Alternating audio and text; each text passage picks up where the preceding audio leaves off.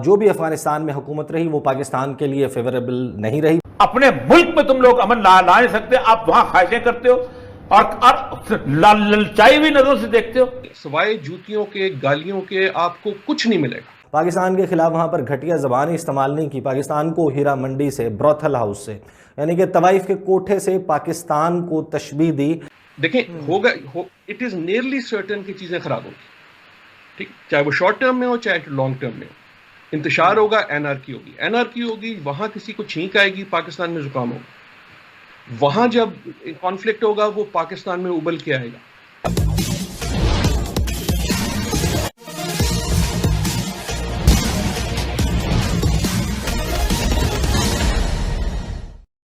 अफगानिस्तान के national security adviser ने पाकिस्तान के बारे में कहा है कि पाकिस्तान की हालत हीरा मंडी यानी तवायफ जैसी है जो पैसे लेकर कुछ भी करता है। दरअसल पाकिस्तान पहले अमेरिका से पैसा लेकर तालिबानियों को खड़ा किया और वे पहले सोवियत संघ से लड़े, अब वहां की चुनी हुई सरकार से लड़ रहे हैं और फिर अब पाकिस्तान पैसा लेकर तालिबानियों को मना रहा है कि वे चुनी हुई सरकार से न लड़े। पाकिस्तान के इस दोहरे चरित्र के कारण उन्होंने ऐसा कहा है। आगे की परिचर्चा आइए सुनते हैं। क्लैरिटी जो है वो पाकिस्तान को चाहिए इन पाकिस्तान के हमारा जो रोल है वो अफगानिस्तान में पोस्ट यूएस क्या है। मेरी नज़र में, मेरा व्यू इस पे बड़ा कंसिस्टेंट रहा है, मेरी नज़र में पाकिस्तान का सवाए गुड नेबर के कोई रोल नहीं। क्योंकि जो रोल देखा जाता है वॉशिंगटन में वो ये है कि या तो चौकीदारे का रोल है कि यार हम जा रहे हैं, ज़रा पीछे ख्याल रखना, और उसमें कोई बेनिफिट नहीं है सवाए जूतियों के, गालियों के, आपको कुछ नहीं मिलेगा। थोड़ी देर बाद आपको गुफ्तगू सुनाई देगी कि जी कोई पैकेज बना रहे हैं, राइट, कोई एड की बात हो जाएगी या वो अफगानिस्तान के लिए होगी, उसमें कोई पाकिस्तान का भी हिस्सा होगा, कोई आपको डैंगल किया जाएगा। हम पार्टी नहीं है। देखें इट इज नियरली सर्टेन की चीजें खराब होगी, ठीक, चाहे वो शॉर्ट टर्म में हो चाहे लॉन्ग टर्म में हो।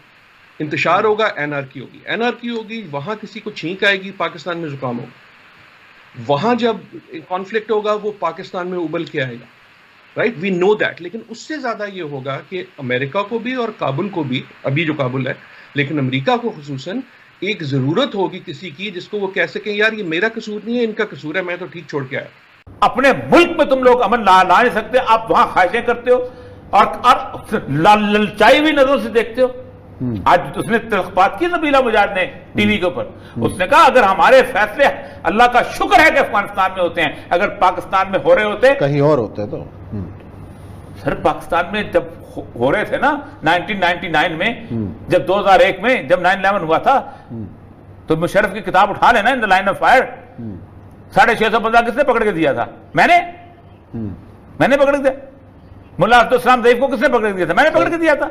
रही वो पाकिस्तान के लिए फेवरेबल नहीं रही। पाकिस्तान पर इल्ज़ामात लगाना, ब्लेम गेम करना, ये सारा मामला, ये वतीरा चलता रहा और जाहिर है कि इसमें पाकिस्तान का एक माजी और उसकी वजह से बहुत सारे शकूक व शुबहात वहाँ पर मौजूद हैं। लेकिन एक बड़ा ही जिसे कहते हैं कि मुनज़्ज़म किस्म का एफर्ट वो भी नज़र आता है और उसमें बैकिंग वाज़े तौर पर जो टिल्ट है वो इंडिया का और इंडियन इन्फ्लुएंस जो अफ़गानिस्तान की गवर्नमेंट, सक्सेसिव गवर्नमेंट्स पर रहा है, कम अज़ कम मौजूदा हुकूमत और गुज़श्ता 3 हुकूमतों पर, वो ज़ाहिर है कि सिलसिला हमें देखने में मिलता है। जो अफ़गानिस्तान का नेशनल सिक्योरिटी एडवाइज़र है, जो हेड करता है उनकी, आप कह सकते हैं कि उनके जो तमाम सिक्योरिटी से रिलेटेड, इंटरनल और एक्सटर्नल सिक्योरिटी से रिलेटेड इदारे हैं वो उसको रिपोर्ट करते हैं, उनको वो हेड करता है, उनका वो सरबराह है। चाहे वो डिफेंस मिनिस्ट्री हो, उनका नेशनल डायरेक्टरेट ऑफ डिफेंस हो, उनकी नेशनल सिक्योरिटी काउंसिल हो, उनकी इंटीरियर मिनिस्ट्री हो, उसको स्पेयर हेड करने की जिम्मेदारी हम्दुल्ला मुहिब की। और ये शख्स 38-39 साल का ये नौजवान इमेच्योर शख्स, इसने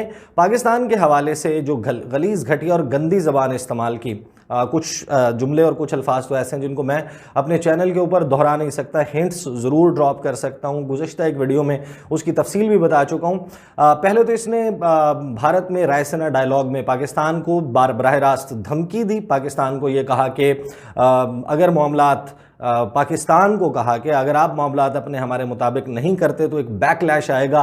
नेशनलिस्टिक फोर्सेस अफ़गानिस्तान में बहुत ज़्यादा गुस्से में हैं और फिर वो भी और जो पाकिस्तान में मौजूद अफ़गान मुहाजिरीन हैं उनकी तरफ से एक डिस्ट्रक्टिव ब्लो बैक, तबाहकुन नताइज जो हैं उनका सामना पाकिस्तान को करना पड़ेगा। बात यहाँ नहीं रुकी, पाकिस्तान के खिलाफ वहाँ पर घटिया ज़बान इस्तेमाल नहीं की। पाकिस्तान को हीरा मंडी से, ब्रोथल हाउस से, यानी कि तवाइफ के कोठे से पाकिस्तान को तशबीह दी एक ऐसे शख्स ने जो कि समझा यही जाता है कि जाहिर है कि जो भी किसी मुल्क का नेशनल सिक्योरिटी एडवाइज़र हो वो एक इंतहाई जिम्मेदाराना एक रुतबा है, एक ओहदा है और वो मुतकाजी है कि बंदा अपनी लैंग्वेज जो है वो दुरुस्त तरीके से इस्तेमाल करे। उसने तमाम तर सफारती आदाब की धज्जियाँ उड़ाते हुए पाकिस्तान के ख़िलाफ़ ना सिर्फ ये ज़बान इस्तेमाल की बल्कि लोगों को उकसाया। वहाँ पर उसके सामने सिविल सोसाइटी के लोग, मीडिया के लोग मौजूद थे, अफ़गान पॉलिटिशियंस मौजूद थे, स्टूडेंट्स मौजूद थे और उन्हें कहा कि आप जाएं सोशल मीडिया पर और पाकिस्तान का ये वाला चेहरा जो मैं बता रहा हूँ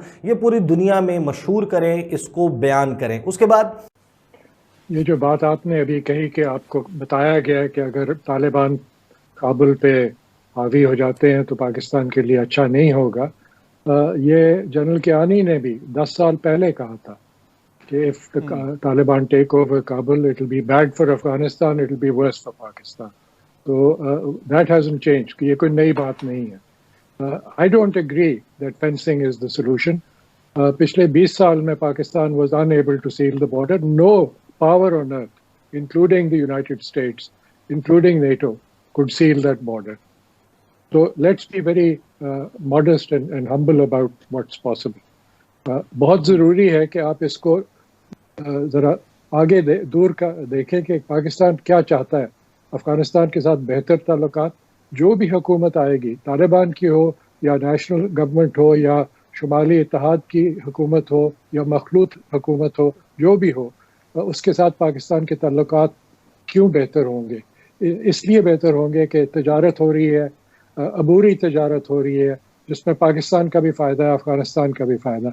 इतना लॉस हुआ है पाकिस्तान को जबकि अफ़गानिस्तान के हालात ख़राब हुए हैं। अब इस वक्त क्योंकि बॉर्डर बंद है, Afghan transit trade arrangement on paper extend हुई है फरवरी में, लेकिन टेम्पररी एक्सटेंशन है। इंडिया के साथ ट्रेड बंद है, इसलिए अफगानिस्तान उसमें शामिल नहीं हो रहा ट्रांजिट ट्रेड एग्रीमेंट में। तो आगे जाते हुए आप देखें कि 80% of Afghanistan trade is now going through India, through Iran to India. और पाकिस्तान की जो ट्रेड पहले कोई 2 बिलियन से डॉलर से ज़्यादा थी सालाना, अब 500 मिलियन से भी कम है। और टैक्सेस का नुकसान पाकिस्तान को अलहदा होता है क्योंकि स्मगलिंग होती है। जब ट्रांजिट ट्रेड होती भी है तो ज़्यादातर वो वापस पाकिस्तान में यू टर्न होता है और वापस आ जाती है, पाकिस्तान को टैक्स नहीं मिलते। तो इस चीज़ पे गौर करना पड़ेगा पाकिस्तान को। और सबसे ज़रूरी बात यह है कि तालिबान पे, और ये कई मिलिट्री स्पोक्समैन ने भी कहा है कि we don't have full control. तो ये मानना चाहिए उन पे लेवरेज है कि उनकी फैमिलीज को आपने रखा हुआ। सामरिक दृष्टि से अफगानिस्तान को भारत के लिए बहुत ही महत्वपूर्ण देश माना जाता है। अफगानिस्तान की वर्तमान चुनी हुई अफसरगनी की सरकार तथा इसके पूर्व हामिद करजई की सरकार भारत को संपूर्ण और भरपूर समर्थन देते रहे हैं। भारत में अफगानिस्तान के सैन्य अधिकारी भी प्रशिक्षण लेते हैं और भारत ने बहुत इन्वेस्टमेंट भी अफगानिस्तान में कर रखा है। इस संबंध में यह सवाल उठता है, जो स्वाभाविक भी है, कि आखिर अफगानिस्तान भारत के लिए इतना विशेष स्थान क्यों रखता है।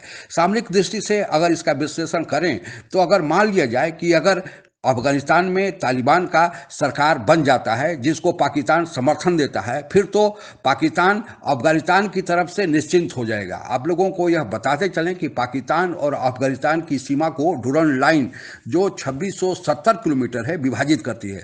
अगर पाकिस्तान उधर से निश्चिंत हो गया तो फिर अपनी सारी सेना अफगानिस्तान के बॉर्डर से हटाकर भारत के साथ सटी सीमा पर तैनात कर देगा, जो भारत के लिए एक गंभीर समस्या और चुनौती बन जाएगा। खासकर आज के माहौल में जब भारत को चीन के लगी सीमा पर बहुत से ज्यादा सैनिक, पहले से ज्यादा सैनिक तैनात करने की जरूरत है।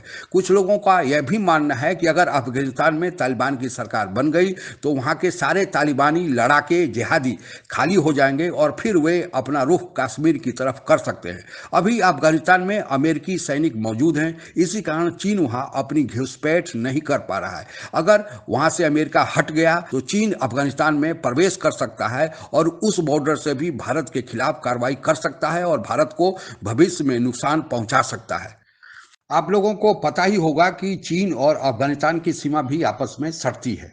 इसके अलावा अफगानिस्तान सेंट्रल एशिया का प्रवेश द्वार माना जाता है। सेंट्रल एशिया में मुख्यतः वे देश शामिल हैं जो पहले कभी यूएसएसआर यानी सोवियत यूनियन के हिस्सा थे, जो बाद में सोवियत यूनियन के विखंडन होने के बाद एक स्वतंत्र देश बन गए।